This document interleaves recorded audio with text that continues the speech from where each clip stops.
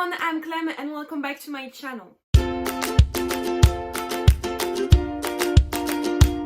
As Christmas is just around the corner, I decided it would be a good idea to show you the books I actually asked for Christmas.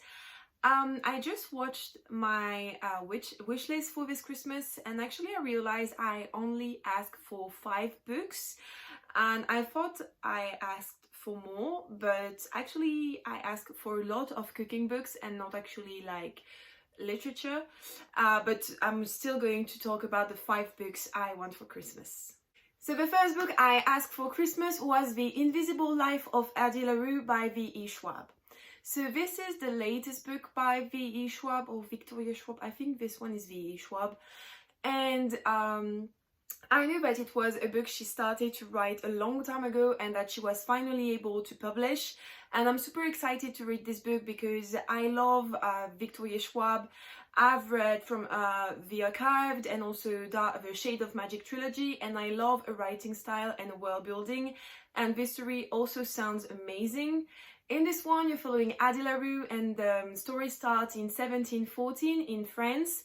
And Addie is actually making a bargain with someone to be eternal.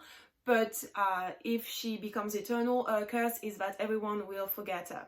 And so you follow Addie like throughout centuries, and actually I think at a point in the book it's 300 years after she got like a power / curse. And she meets a boy in a bookstore, and actually the boy remembers a name, and it's obviously going to, I don't know, provoke something, because no one is supposed to remember her, and here we have this boy who knows her name and it's not possible. So I'm really intrigued. I'm sure it's going to be amazing. I know that a lot of people read it, and actually I wanted to buy it, but I couldn't find the right edition for this, so I decided to ask it for Christmas, and I really hope I'm going to get it. The second book I asked for Christmas is Burned by Patrick Ness. This is, I think, also the latest book by Patrick Ness, but I think it's rather old in a way, like it's not new. And in this story you're following Sarah, and Sarah lives with her father in a poor farm, like they're really poor, and in this world there's actually dragon, and farmers who are poor, like the poorest farmer, have to hire dragons to help them at the farm, and it's kind of like shameful to hire a dragon. And so this dragon Casimir arrives, and Sarah is really intrigued by the dragon, and actually in the synopsis we're told that the dragon knows something that Sarah doesn't.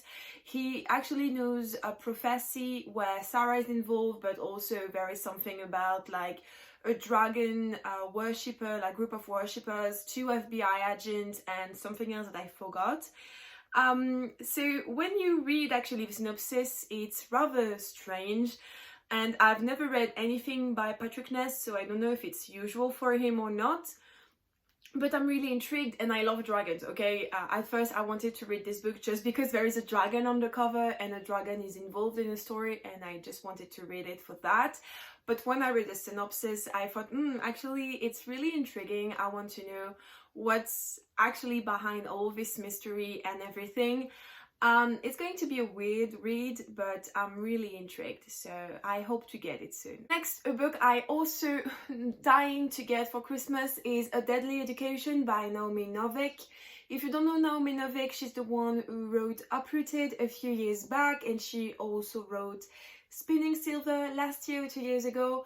I've only read Uprooted and it was fantastic, so when I saw that she was publishing A Deadly Education, I had to read it. And actually the story is happening in a schoolmans where students with power arrive to get like told how to control their magic, and you're following the main character Elle, and Elle has a very dark, very powerful power that's really stronger than others. And in the schoolmans is there is a rule. It's either you succeed and you can't leave the schoolmans, either you succeed or you die. If you fail at the schoolmans, you're going to die. That's like the main rule.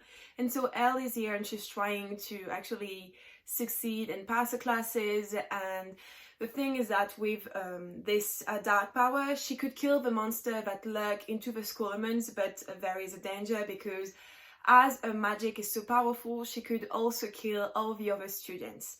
And that's basically all I know about the Schoolmans and the book. I'm just really intrigued by all this mystery around the Schoolmans in itself. Like, I love the concept is either you succeed or you die. It's pretty rough, but I think it's going to bring a lot of things to the... I think it's a duology, I'm not sure. And plus, can we talk about how beautiful this book is? I really hope I'm going to get this cover because I'm in love with it. Another book that I didn't buy during the year and I decided to keep for Christmas is Sky Hunter by Mary Lou. And if you've been on my channel for a while, you know that Mary Lou is one of my favorite authors and that every time she published a book, I'm going to buy it directly. But this time I decided to wait to ask this book for Christmas. So Sky Hunter is the first book in, I think it's going to be a duology, I'm not sure. And it's happening in space or in the future, like it's a sci-fi book.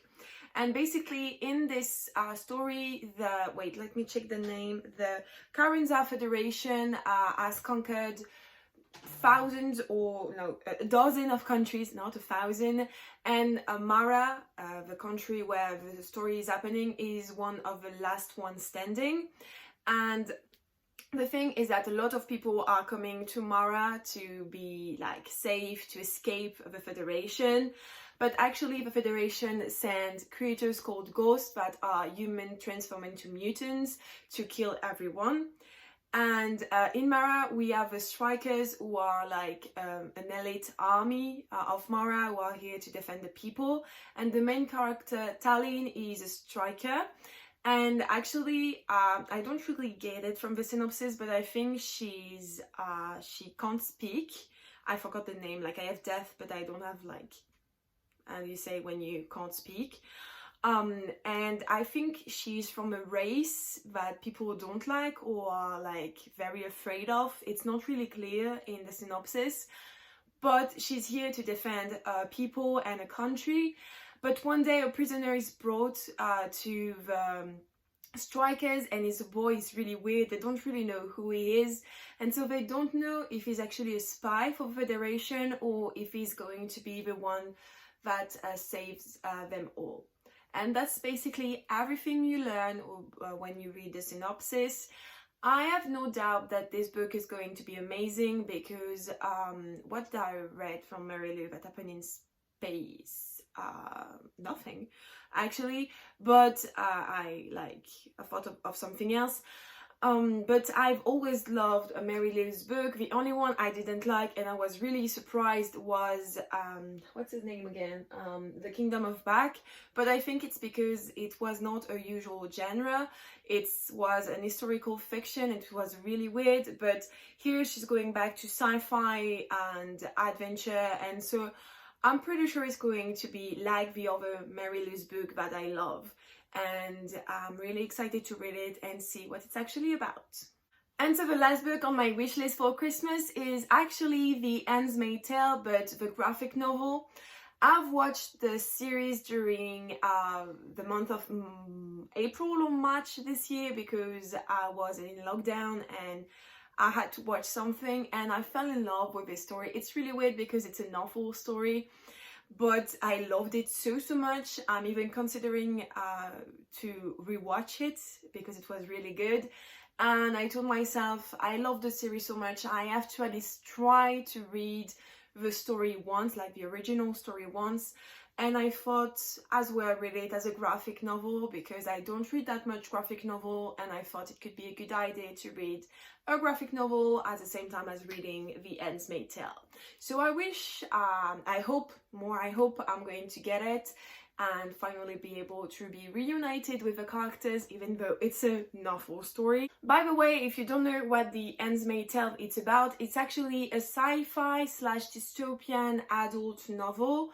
And it's happening in the future of the United States where Christians, or I think they're Christians or Catholic, took the power and they overthrown the government and they created a society where women are put into categories, like men are powerful.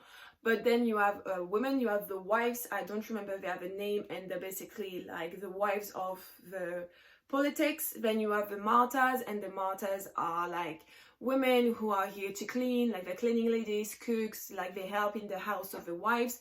And then you have the, I forgot the name, the handmaid.